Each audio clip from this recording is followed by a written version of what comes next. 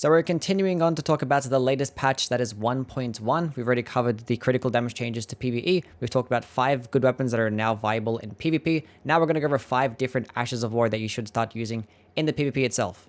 Once again, due to the changes to poise damage, a lot more quicker types of weapon skills and weapons just tend to be a lot more viable with this latest patch. Also, some other types of skills have actually gotten increased hyper armor and defenses in general, which is nice. But for today, we're going to be covering 5 different Ashes of War that are a lot more viable in this patch that you probably really haven't used before, because I just want to bring some more attention to different stuff, so I just don't see the exact same types of Flaming Strike and Storm Stomp builds in PvP. So just having more variety is always cool. But yeah, that out of the way, let's get into it. Now, the first Ash of War I do want to talk about is Repeating Thrust. Now, this is a poking-based weapon skill, which for 7 FP, you do this little pirouette and triple jab follow-up, which now infinitely stun locks with the latest patch. So it is a guaranteed combo after you hit with it the first time, and depending on your build, you can actually definitely output well over 1,000 damage. I like to pair it with the Lance, the Great Spear itself, because it has decent range and very solid damage, so it does actually make for a nice pairing.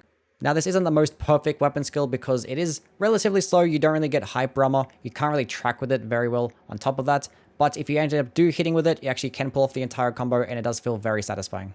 Now, next, I want to talk about Sword Dance. Now, this is a quick-moving melee-based attack that consumes only 6 FP. Actually does cover a decent amount of distance, can do some decent damage.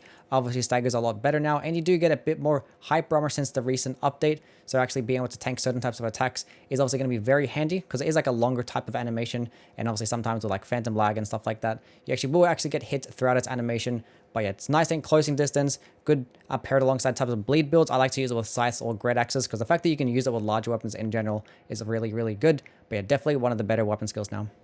Next up, I want to talk about Charge Forth. Now, this is another poking type weapon skill, which for 16 FP, you do this like little running attack, or you can fully charge it and do like a longer version of that can actually send enemies flying. But it is should tick for a little bit of damage and not really stagger that well. But now since the update, it actually stun locks and you can just send them flying, and you do get more hyper armor throughout its animation. So very similar to how Sword Dance actually does perform.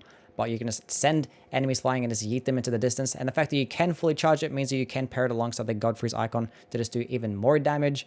Now, there are some times where like you actually use it and like the lag will kick in and it'll just end up going straight past the enemy and just like whiff and miss.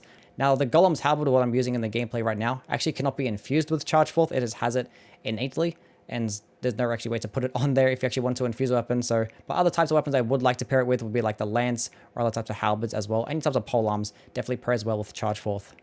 Now, next, I want to talk about Storm Assault. Now, this is a quality-based weapon skill, which for 22 FP, you summon this little storm that you can just jump up into the air and then come crashing down with a guaranteed combo, basically. But the initial storm part, before the patch, I think you needed at least 40 poise to be able to tank it, but now doesn't really matter. It's a guaranteed combo, and the entire combo itself does a decent chunk of damage. And even when you come crashing to the ground, you do have this little AoE effect that has like a lingering hitbox, so when enemies try to punish you, they'll probably still end up getting staggered, which is really nice and handy.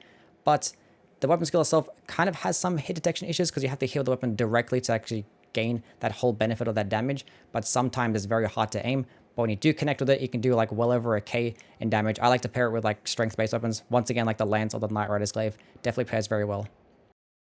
Now, the last weapon skill I want to talk about is actually a collective of weapon skills. Is basically all the roar-based ones. So Roar Cry, Braggart'S Roar, and Barbaric Roar. Now, basically the reason I want to talk about all of these is that when you use the weapon skill now, you actually do get a bunch of hyper armor when just using the attacks themselves. So basically, throughout the entirety of the buff, with all of them, they last about 40 seconds, and you do get a boosted damage and a change up to your heavy attacks. Now, there are certain pairings that I actually like to have alongside with these. When I'm using something like Warcry with the halberds, it's a nice pairing. Using something like Barbaric Roar, I like to pair it with things like axes or even great spears as well with the lance. Actually does very nicely. Has a guaranteed combo with its heavy attack now, but you get a whole bunch of hyper armor throughout its entire animation. So if you actually do want to have that same type of feeling of having a bunch of poise back, I recommend just using these weapon skills because you just get a bunch of hyper armor now, and it is very nice to have.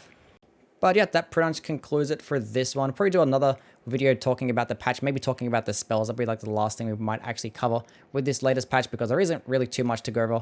But yeah, as always, please do like and subscribe, and do follow me on Twitch because it should be live by the time this video is out. Probably doing another challenge run as well.